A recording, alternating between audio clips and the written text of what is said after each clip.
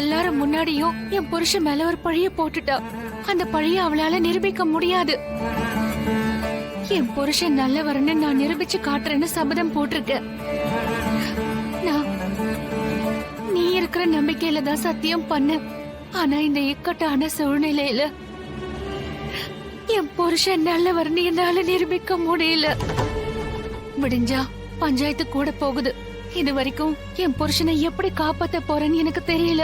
நாளைக்கு அவர் பஞ்சாயத்துல அவமானப்படுறத என்னால தடுக்க முடியல. எப்பவுமே தலை நிமிர்ந்து இந்த வீட்டை விட்டு வெற்றியோட போற என் புருஷன் முதல் தடவையா தலை குனிஞ்சு போறாரு. இதெல்லாம் பாக்குற சூழ்நிலை எனக்கு வரும்னு நான் நினைச்சு கூட பார்க்கல.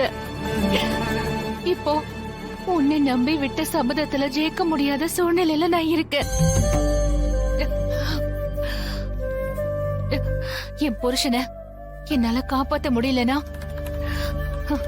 நான் அப்புறம் உசுரோட இருந்து என்ன பிரயோஜனம்? அதனால நான் முடிவு பண்ணிட்டேன்ப்பா.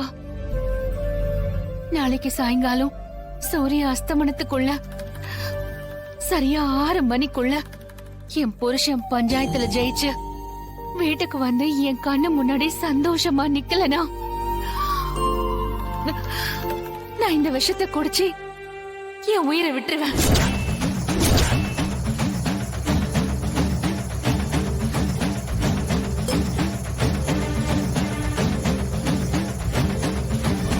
ஜானகி, என்ன பேசிட்டு இருக்கிற நீ?